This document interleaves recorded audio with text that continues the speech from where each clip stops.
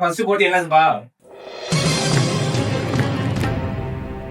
Start பண்ணதுக்கு அப்புறம் எல்லாருக்குமே 30 செகண்ட்ஸ் தான்.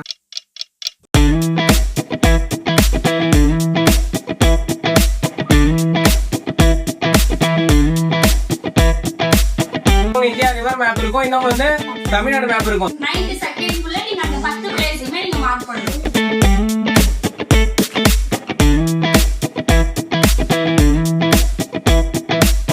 அவங்களுடைய நேம டைரக்டா சொல்லக்கூடாது, ஒரு சென்டென்ஸ் ஃபார்ம் பண்ணியே சொல்லக்கூடாது, சிங்கிள் வேர்ட்ல சொல்லணும். என்ன மாதிரி இருக்கும்ன்றத அவங்க சொல்லுவாங்க. இப்போ காந்தி எக்ஸ்பிரஸ்னா கண்ணாடி தடி அந்த மாதிரி சொல்லலாம். சத்தியாகிரகம்னு சொல்லலாம். ஒன் வேர்டா இருக்கும். ஓகேவா?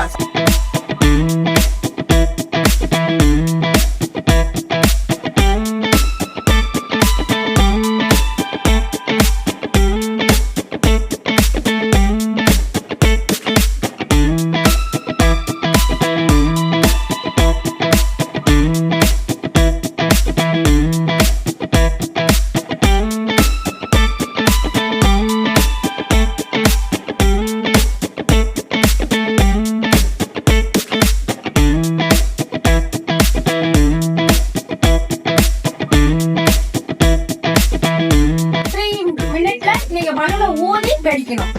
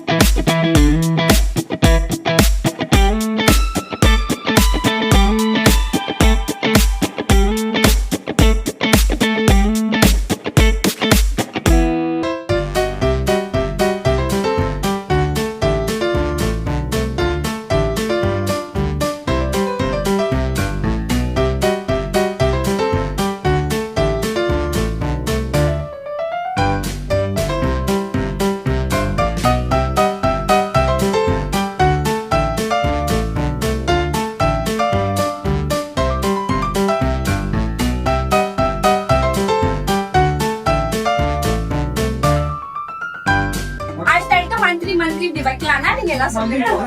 அதுவும் இல்லாம கேம்ஸ் ரொம்ப ஃபன்னா இருந்துச்சு. நம்ம விளையாண்டதே கிடையாது. ஸ்டாஃப்ஸ்ல சொல்லவே வேண்டாம், எல்லாமே பர்ஃபெக்டா இருக்கீங்க. என்ன டவுட் கேட்டாலும் சொல்றீங்க. நாங்க தான் டவுட் கேட்க மாட்டோம் எங்க சைட்ல இருந்து. எல்லாமே கொஞ்சம் ஒரு நாள் நல்லா என்ஜாய் பண்ண மாதிரியே இருந்தது. ப்ரைஸ்லாம் வாங்கலாம் எதிர்பார்க்கல. ஒரு 2 years கிச்சனுக்கும் அதுக்குள்ள இருந்து வந்து புது அட்மாஸ்பியர் கிடைச்சது. இங்க கிடைச்சது எனக்கு கொஞ்சம் நல்லாவே ஆப்பர்ச்சுனிட்டி. நான் நல்லா யூஸ் பண்ணிட்டேன்.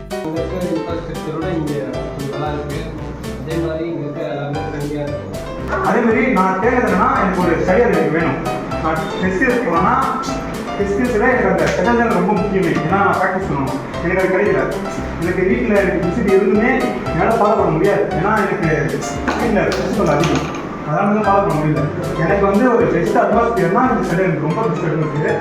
அதுவும் இல்லாமல் எனக்கு இந்த ஜிஎஸ் ரொம்ப ஃபாலோ பண்ணுறதுக்கு எங்கள் இருக்கிற டெஸ்ட் அந்த கொஸ்டின் ரொம்ப யூஸ்ஃபுல்லாக இருக்குது. ஏன்னா நான் படிக்கிறேன்.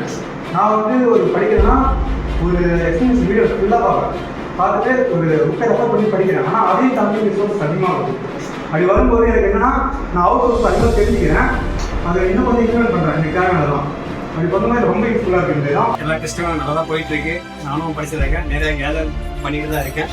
அதனாலதான் சார் மேடம் எல்லாருமே ஃபீல் பண்ண தெரியுமா, எல்லாரையும் ஒன்னா வச்சு நம்ம ஒரு கேம் கண்டிப்பா கண்டக்ட் பண்ணி ஆகணும் அப்படின்னு சொன்னாங்க.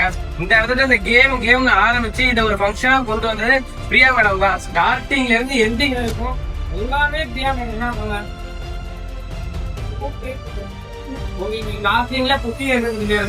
இந்த கேம் என்னென்ன கேம், இந்த கேமுக்கு பிரைஸ் எல்லாமே பிளான் பண்றது பிரியா மேடம். ஓகேவா?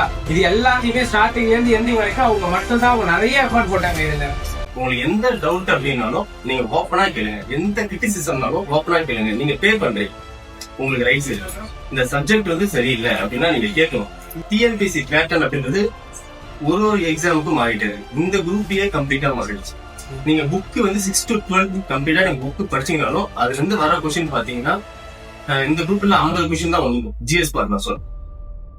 மீதி எல்லாமே 8வது புக்ல ஒரு பாயிண்ட் இருக்கு. ஹிஸ்டரி எடுத்துக்கிட்டீங்கன்னா வெங்கடேசன் புக்ல ஒரு பாயிண்ட். இன்னொன்று out of source railway system ஒரு கொஸ்டின் கேட்டோம்னா அது நம்ம எல்லாருமே தாமஸ் பண்றோம்னு தெரியும். இன்னொரு கொஸ்டின் வந்து அவர் திருப்பதிக்கு ஒரு டொனேஷன் பண்ணியிருந்தாரு. அது நம்ம ஸ்கூல் புக்லயே படிச்சிருக்கோமா, அப்படி ஒரு கொஸ்டின் எடுத்தான். 3வது பாயிண்ட் இல்ல சம்பந்தம் ஒரு பாயிண்ட் கேட்கலாம். இந்த மாதிரி தான் ஒரு சோர்ஸ் ரெடி பண்றான். பாலிசி நோட்ஸ், தமிழரசு மேக்ஸின் ஒரு இடத்துல அவங்க கொஸ்டின் கன்சல்டேட் பண்ண மாட்டாங்க. லட்சுமிகாந்த் எடுத்துட்டீங்கன்னா இப்ப பார்ட்டி ஸ்கூல் புக்கு லட்சுமிகாந்த் நீங்க கம்பேர் பண்ணி சேர்த்துதான் மிங்கல் பண்ணி படிக்கும். தமிழ் மீடியம்னா அது பிரகதீஷ் இருக்குன்னு நினைக்கிறேன். அதை நீங்க வந்து சூஸ் பண்ணி படிக்கணும். இதை தாண்டி நீங்க ப்ரீவியஸ் இயர் கொஸ்டின் பார்க்கணும். இது எல்லாம் நீங்க கன்சல்டேட் பண்ணி ஒன்னா நீங்க ஒரு சப்ஜெக்ட் பார்த்தா மட்டும்தான் உங்களால அட்லீஸ்ட் வந்து ஒரு 200க்கு 150 தர முடியும். நான் சொல்றது 150 120 தரும். அப்படி அவளே ஃபுல்லா அட்டன் பண்ணுது. பேரண்ட் மாறுது. அன்னன்னைக்கு நடக்கிறத அன்னன்னைக்கு படிச்சோம். புதுசா கத்துக்குங்க. அதே போல ஒரு கொஸ்டின் புதுசா பாக்குறீங்க கத்துக்கிறீங்க அப்படின்னா அது தனியா ஒரு நோட் போட்டு எழுதுங்க. எழுதிட்டு அது ஒரு வாரம் திருப்பி அதை பாத்துட்டாரு. அடுத்து புதுசா பாக்குறீங்கன்னா அடுத்து புதுசா அதை எடுத்து எழுதுங்க.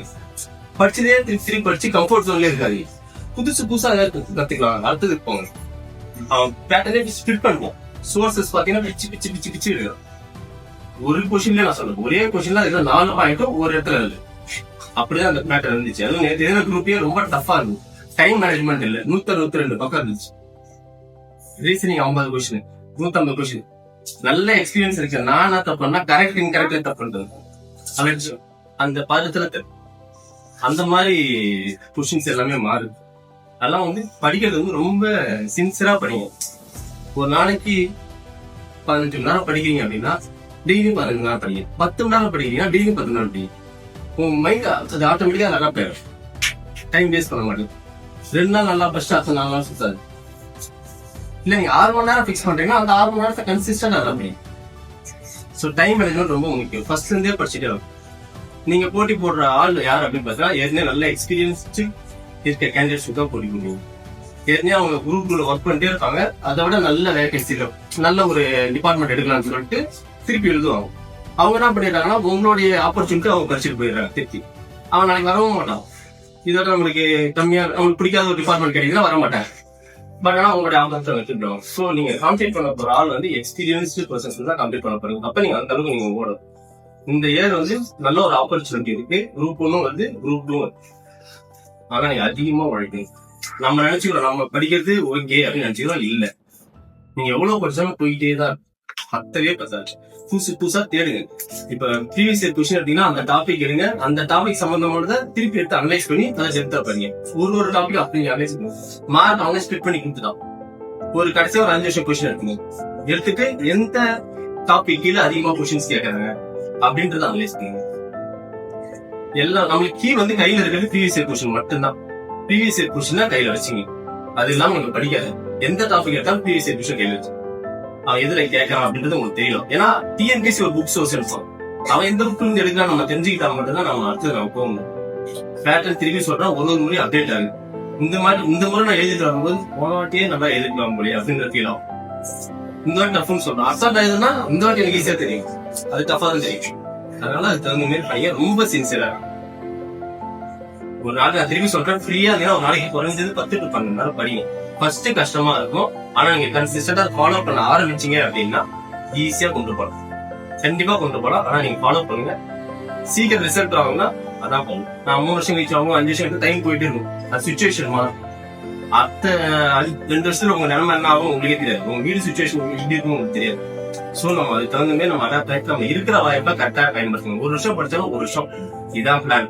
ஃபர்ஸ்ட் இன்னொன்னு தெரிஞ்சீங்க, எந்த புக்கு படிக்கணும்ன்றதை டிசைட் பண்ணி ஹிஸ்டரியா இந்த புக் தான் படிக்க, பார்ட்டியா இதான், ஜாகிரபியா இதான் அப்படின்ற ஒரு புக்கை 10 முறை படிங்க. இப்போ வல்லமை இன்ஸ்டியூட்ல ஒரு நோட்ஸ் கிளாஸ் ஒர்க் கொடுக்குறாங்க, சுரேஷ்ல ஒரு கிளாஸ் ஒர்க் கொடுப்பாங்க, சங்கர்ல ஒரு கிளாஸ் ஒர்க் கொடுப்பாங்க. பார்ட்டி எல்லாத்தையும் எழுதி படிச்சுங்க. ஒன்னு டிபெண்ட் பண்ணுங்க. எக்ஸ்ட்ரா வந்து அட்வான்ஸ் கோர்ஸ்னா 1 வச்சுங்க, 2 வச்சுங்க. அதை நீங்க நிறைய முறை ப்ராக்டிஸ் பண்ணுங்க. எல்லாராலையும் அப்படியே அந்த 50 கொஸ்டின் அப்படியே எடுத்துட முடியாது. ஒரு மெட்டீரியல் இன்னொரு மெட்டீரியல் வந்து பாத்தீங்கன்னா இதோட புதுசா உங்களுக்கு சொல்லிட்டு அதுக்கு முழுசா படிப்பீங்க. அது ரெண்டே எது ஸ்கூல் புக்கு அதர் சோர்ஸ் ஒண்ணு, இந்த 2 சோர்ஸ் யூஸ் பண்ணு. அதை நிறைய முறை படிக்கும். அவன் 50 கொஸ்டின் இப்ப பாலிட்டியில கேட்கறான், 40 கொஸ்டின் கேட்கறான் அப்படின்னா அதுல 35-30 அப்படின்ற மாதிரி நம்ம ஃபர்ஸ்ட் இம்ப்ரூவ் பண்ணுங்க. அதுக்கு அடுத்து மார்க் இம்ப்ரூவ் பண்ண பாருங்க. 30 அடிக்குதா, அடுத்த 35 அடிக்கும். அவன் எவ்வளவு டஃப்பான கேட்கும். பாலிட்டினா 35 எடுத்துக்கலாம், ஹிஸ்டரினா 30 எடுத்துக்கலாம். அந்த மாதிரி நீங்க உங்க மார்க்கை நீங்களே வந்து டிசைட் பண்ணி எழுதுங்க. டெஸ்ட்டை ப்ராக்டிஸ் பண்ணிக்கிட்டே இருங்க. படிக்கிறதுனால ஒண்ணு வராது, டெஸ்ட் நிறைய ப்ராக்டிஸ் பண்ணுங்க. திரும்பி சொல்றேன், புக்கை நம்ம ஒரு முறை படிச்சாலும் உங்களுக்கு சாட்டிஸ்ஃபை ஆகும். கொஸ்டின்ஸ் வித்தியாசமா இருக்கும். கொஸ்டின்ஸ் தான் வந்து ட்ரிக்ஸே வைக்கலாம். நான் கொஸ்டின் படிக்கும்போது ஈஸியா தெரியுது, ஆப்ஷன் தான் வைக்கலாம். A ஒன்லி B ஒன்லி வைக்கிறதுல நம்ம கன்ஃபியூஸ் ஆகும். அந்த மாதிரி தான் வந்து செட் பண்றோம். அதனால ப்ராக்டிஸ் டெஸ்ட் ப்ளஸ் ரொம்ப முக்கியம். ஓகேங்களா? சரி, நல்லா பண்ணுங்க.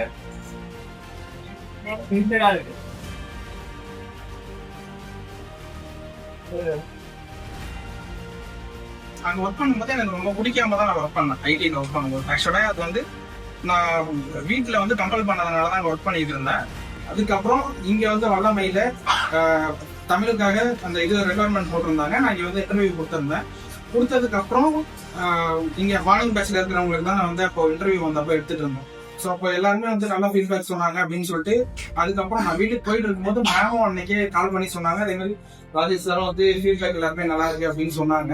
ஸோ இதுல இருந்து நான் என்ன சொல்ல வரேன் அப்படின்னா, எல்லாருக்குமே ஒரு விஷயம் வந்து பிடிக்கும்ல, பிடிச்சதை 4 பேருக்கு வந்து நாம பிடிச்சதை 4 பேர் முன்னாடி செஞ்சா அது அவங்களுடைய டேலண்ட் எப்படி இருக்கு அப்படிங்கறத பார்த்து ஃபீட்பேக் சொல்றதுல ஒரு ஹாப்பினஸ் இருக்கும்.